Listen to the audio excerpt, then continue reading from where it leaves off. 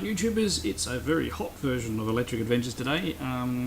Later in the day it's still 30 degrees, that's centigrade, not Fahrenheit. And for down here that's pretty damn warm. And it looks like it's going to be the same tomorrow, so it'll be an interesting evening. Anyway, I met up with a fellow local collector. Mainly, he's got a few interests. His concentrations of late, other than his early stuff, he has a lot of silicon graphics units. I'll try and pop up a couple of pictures of a speak. I only took one picture of his actual thing, but I'll pop up pictures of the various models that he has that were very impressive, and various other bits of computer bits and bobs. But he's at the stage of tidying up things and reconfiguring his collection, and he's mainly concentrating on the portable side of things. So he's got a near complete Game & Watch collection, quite a few of them boxed, and he has heaps of tabletop systems as well, and other various handheld systems that he's into. That's why I'm getting to this one, indicating the trade that I did. So I have traded him a desktop console system and a whole heap of games, and another retro computer for my collection. For my, I don't know if it's familiar, it would have been on the shelf just with my head sitting there. I had a Neo Geo Pocket Color with 22 games. None of the games were boxed, but they were in the little plastic protectors. Although I played it a bit when I got it, I found, and as I find with most portable systems, I don't play them enough. I prefer, probably because of large hands, but anyway, I do prefer the desktop and computers for first most, and then next would come the actual retro consoles. So it wasn't a high priority, and for the deal I got, you'll understand how I've been moved to do this trade. So the first item that I got was another Vectrex. So yes, I already have a Vectrex. So this one, I'm not going to keep it as a spare. I will open it up for trades with people, although taking the fact that they are damn heavy and the freighting will have to be done very carefully. So we are practically only talking about people in Australia here. It has been, by the way, the guy is an electrical engineer, so he's actually been all through the system, fixed it up. He has obviously been inside and repaired the joystick, as you can see by the not so fantastic attempt at taking the label off and putting it back on, but it does all work perfectly, and the actual unit itself has been cleaned out, including the actual tube itself, so it's been given a full service. And it's in not bad condition, so it's been cleaned up pretty well, so, and it gives quite a bright picture too, so that's one of the items. Trade notwithstanding, of course it will then just be a spare in case anything ever went wrong with mine, but I really don't want to keep duplicates of consoles. Now with this is a whole lot of games. Some I have and some I don't, so there will be some trades here, and they are apparently all with overlays and instructions, which is great. So the first one here is one that I don't have already, so it is Soccer Football. I don't think I've ever played that one either. Next we have, now this one I actually have a set of overlays and manuals for, so I'll have a spare of those after this. It's Bedlam. And the next one I have I have an overlay and manual but no cartridge, so now I've got a spare one of those for anybody who's interested. So we have Hyperchase. And of course I have an excess of light in here today. So this is a spare. I already have Cosmic Chasm. A great game, one of my favourites from back in the day. And this is a spare as well, Scramble. So any ones that are true spare are obviously going to be complete with overlay and manual. I will check that in a minute. Now Spike, I don't have a copy of Spike. That's the one with speech, and a bit like a 3D Donkey Kong. And I do believe from memory that there might be two copies of Spike in here. So now this is another one that I already have, so Bezerk. And this is one I actually am lucky enough to have boxed and complete. So Starship is up for trade. No, I don't have this one at all. So next one is Web Warp. And another one I don't have, Solar Quest. And I have a spare copy of Spike. So we'll have to check. There's an overlay and manual spare as well. Oh, and one I'm excited about playing is Fortress of Nazod. I think that one's a bit rarer too. Another one I didn't have, Blitz. And I've already got this one, so this one's up for trade. So we have Flipper Pinball. So out of that lot, I've got 1, 2, 3, 4, 5, 6, 7, 8 I didn't have in my collection, and 1, 2, 3, 4, 5, 6 spares. Now while I'm at it, since I'm talking about trades, just as loose cartridges by themselves, no overlays and things, I actually do have another copy each of Bezerk and Scramble. Now all the overlays are in this nice biscuit box.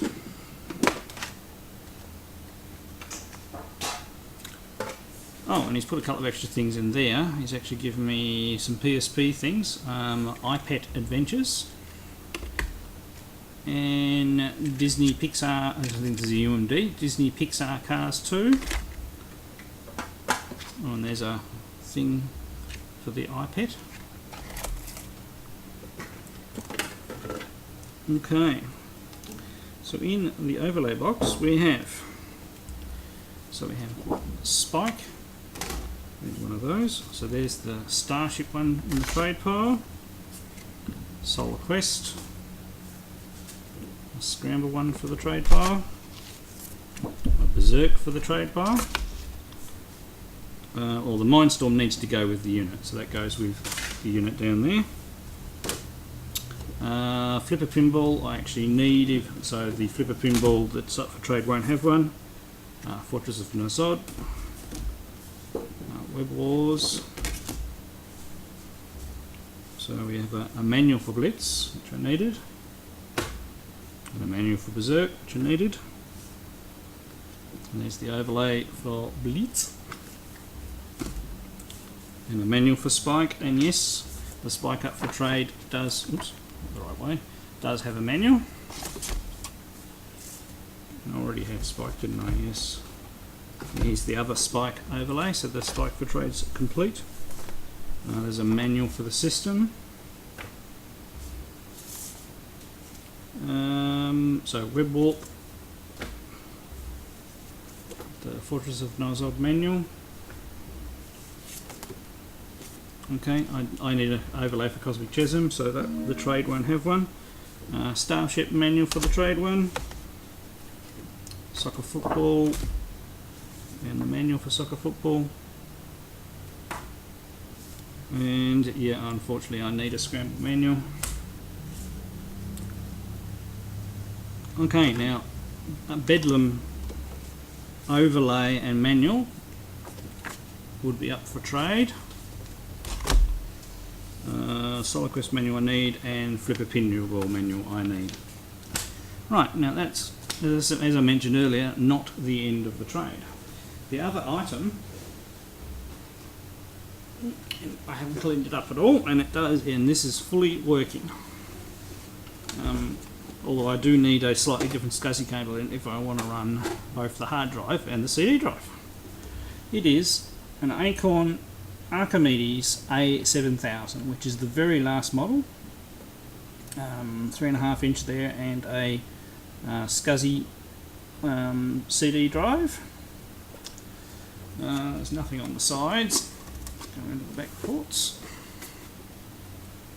So we have an expansion bay, our power input and an output on the side there, normal VGA out, and we have normal PS2 mouse and keyboard, printer and serial, and I'm going to have to turn it around and have a look what those two little ones are.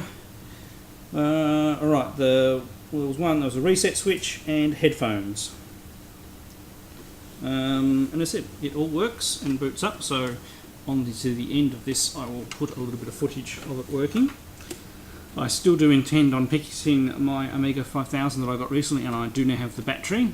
And the gentleman in question said if I have any trouble, especially if I need the timing chip, which is the one right near the battery that usually gets damaged when the battery leaks, he actually has spares of them. So, and if I can't fix it, he will. And he's got retracing equipment and everything like that as well, so that'll help heaps. And there is another part to this puzzle. He actually has enough parts to make a spare Silicon Graphics 02, which would be a very, very nice thing to get. So these are the Silicon Graphics post, so after the Nintendo 64 era, used by movie studios and game companies to make games. Now this particular gentleman used to work as a technician at Melbourne House. So Melbourne House was quite a big software publisher back in the day and produced quite a few good titles. So he worked for them back in the day. Hasn't worked for them for a while, and I'm not 100% sure if any of this Silicon Graphics equipment I'm talking about actually came from Melbourne House or through his other duties that he plays around with. But he has some serious Silicon Graphics hardware. Alright, I'm starting to get a little hot now, so there'll be a break before I actually record any gameplay. I'll actually wait until it gets dark to do any Vectrex ones, which could be very late at night considering how long it'll take for the sun to go away here.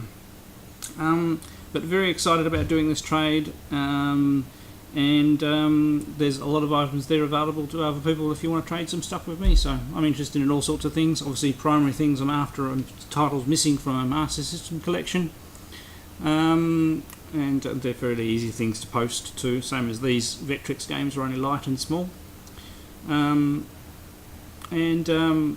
You know, maybe the odd NES game and a SNES game as well, and mainly shoot 'em ups. So anyway, anybody interested, just PM me. And alright, let's go and do some gameplays of the titles that I haven't had before. Here we go with Spike on the Vectrex.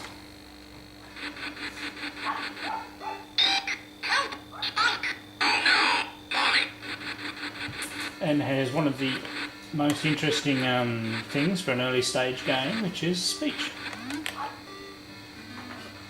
Right, you have 3 scrolling platforms, and you have to find a ladder up to the next platform. I've been particularly unlucky here by the looks of it.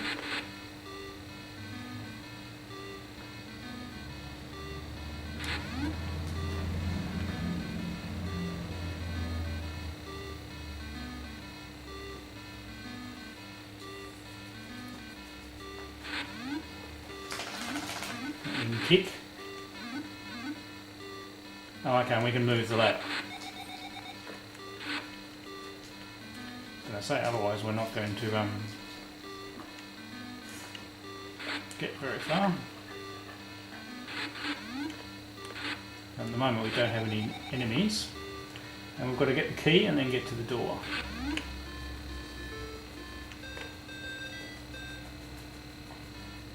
So a little mixture of Donkey Kong and Froggy, you could say. There we go, jump into the door. And I said it's one of the very, very early examples of speech in the home video game.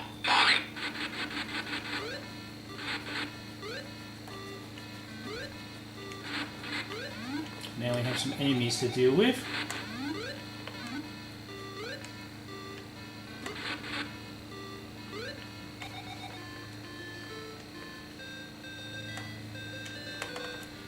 There we go.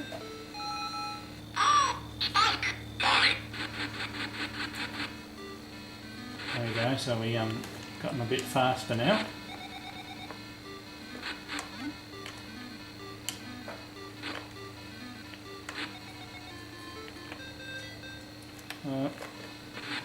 You have to kick to survive there.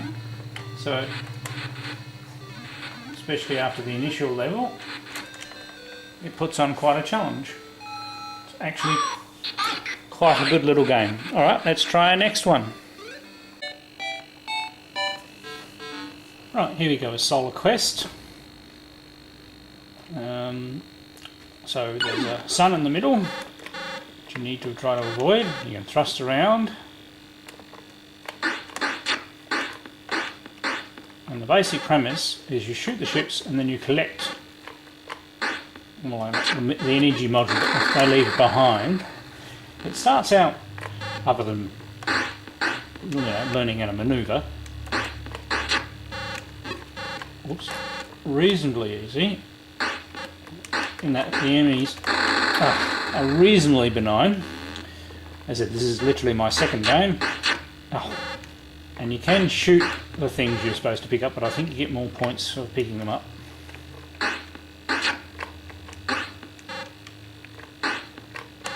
And I think you lose points if you let the modules go into the sun and the enemy ships too.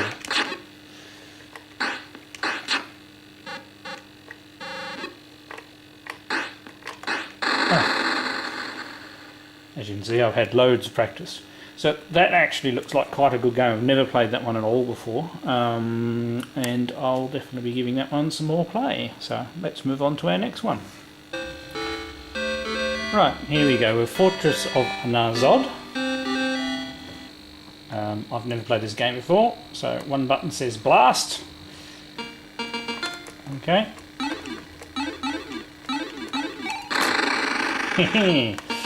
And I'm dead already. So we have to kill the guys that are coming down to get us, but we do have to be careful because our shots rebound.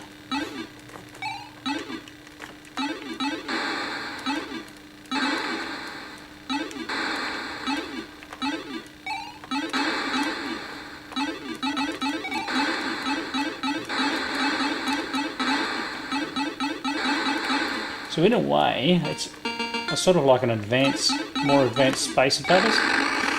You've really got to be careful about your returning shots. At least you get a few lives. Oh, I went right into that. That demonstration was so short, I think I've got to have another go.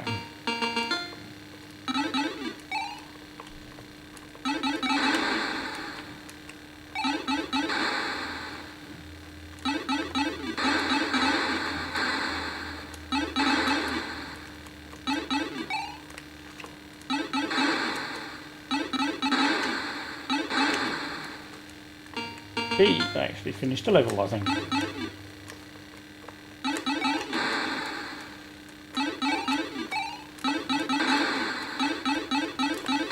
So you can hold the fire button down, as long as you keep an eye out for both your shots and the returning fire. It's almost like the guys are invincible in that first part of the channel.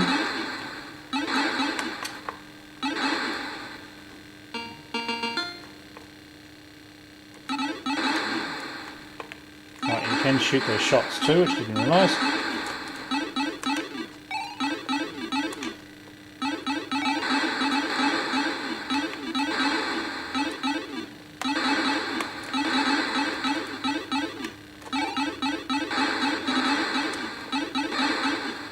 Right, made it to you may pass. Okay. There we go, and we're going to the next chapter. Ah, right, okay. And I shot myself.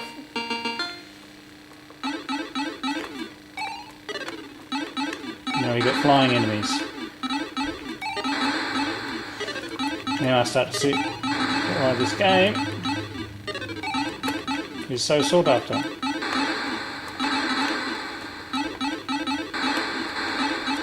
But once you get used to where the hit spot is on the enemies, because sometimes your shots seem like they're going straight through them.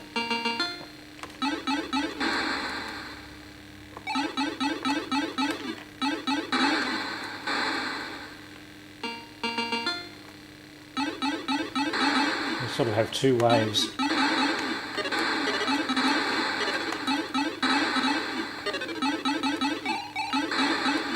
When you shoot the flying ones, they sort of have form an impenetrable.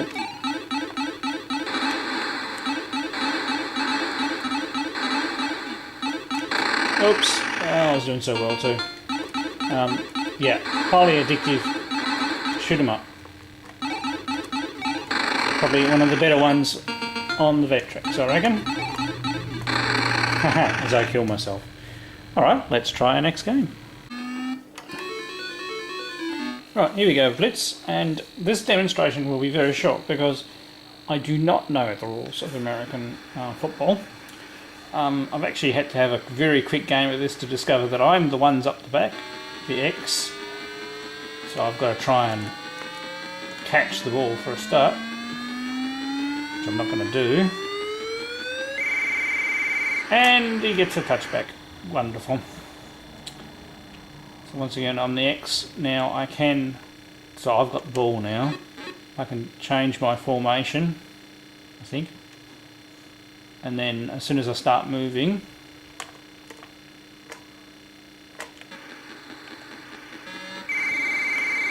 and you can pass the ball. I mean, I seriously need to read the instructions and figure out what in the world I'm supposed to be doing.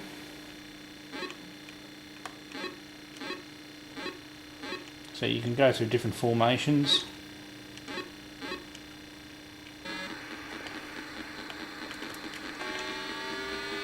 There we go. Gonna kick up midfield. No good. So there we go. I take it. Oh, I see. I was probably going for a field goal there. That's what I selected. So you really need to read the rules. But it actually looks like quite a complicated and comprehensive football game to me. So because you've got the scrolling play field and the amount of detail you can have on it, it'd actually probably be quite good.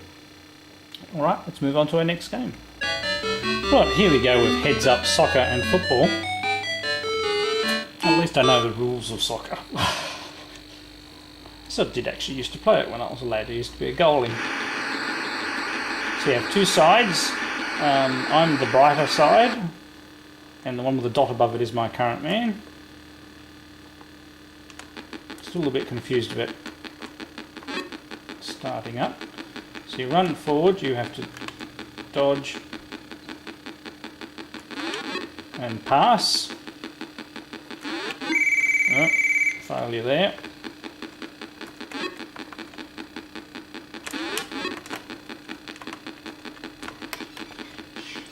Right, you press your other button to change the man.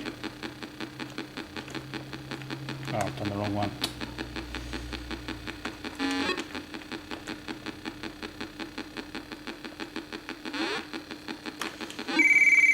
Cool.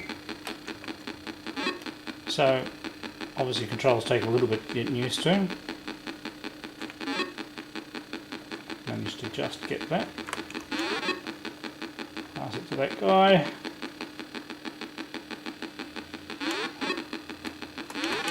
Oh, and I kick it straight at the goalie. So, there we go, not a bad little soccer game. Alright, let's try our next one. Right, here we go, Hyperchase.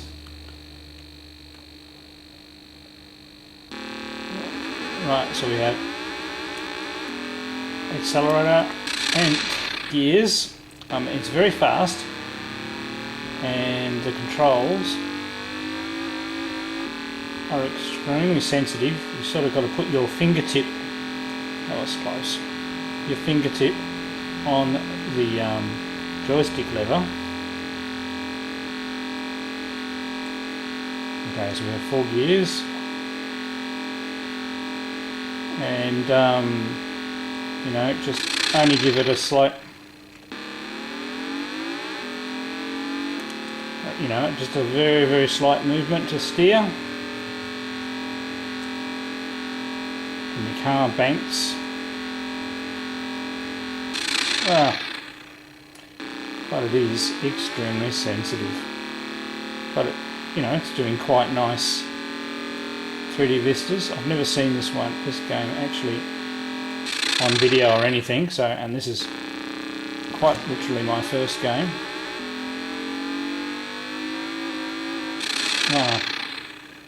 So I take it I've got to finish the course in a certain amount of time. Because I've got a time counter counting up there.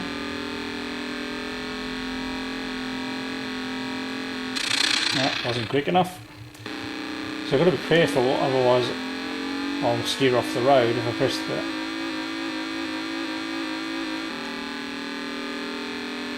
steering too much. And one came looping through there.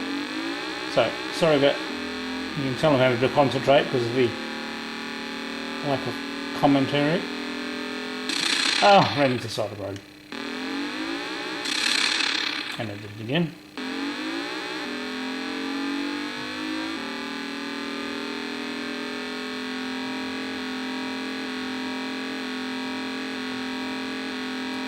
Managed to survive, I mean, just nudged the car there. I'm slowly getting better, he says as he crashes again.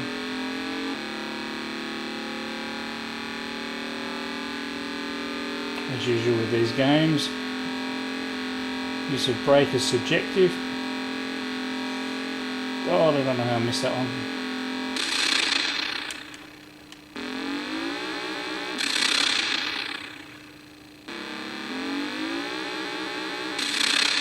Oh, I'm hitting the edge at the moment.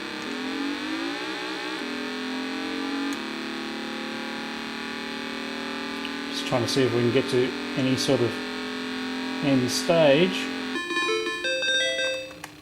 Okay, so I take it the idea is to beat your time with this one, perhaps, or maybe you need to get a minimum time to progress. But anyway, a very interesting racing game on the Vectrex. Alright, let's try our next game. Right, here we go with Bedlam. It has a very colourful overlay and an interesting gameplay design. So I'm going to be right in the middle of the play field, right here. I have a laser and I have to defend myself as the things come in from the...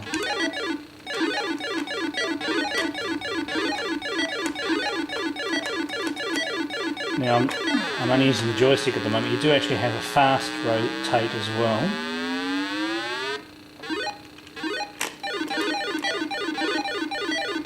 And we do have a limited number of smart bombs.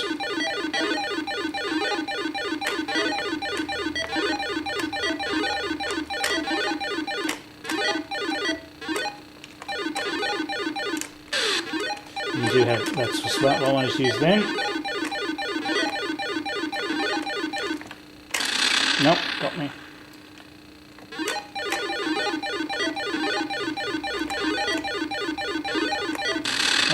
Too slow, chicken rango.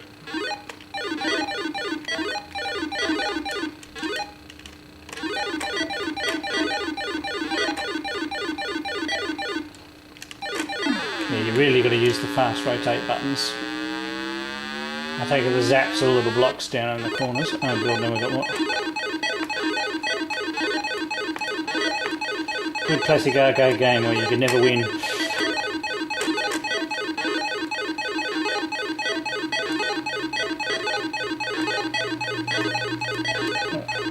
Well, this is another one of the ones that I've never seen before. Nah, gone. Should press the zap button. Excellent game. Definitely not for the faint-hearted, but that's a great little idea for a game and works very well. So there we go. That's the end of the games for the Vectrex that I didn't have, and the system, the Amiga A7000, will be covered in my next video, which is the first of my System of the Week videos. So we'll cover that in more detail then, rather than making this video too long. Alright, thank you for watching, thank you to all my subscribers, and I'll catch you all next time.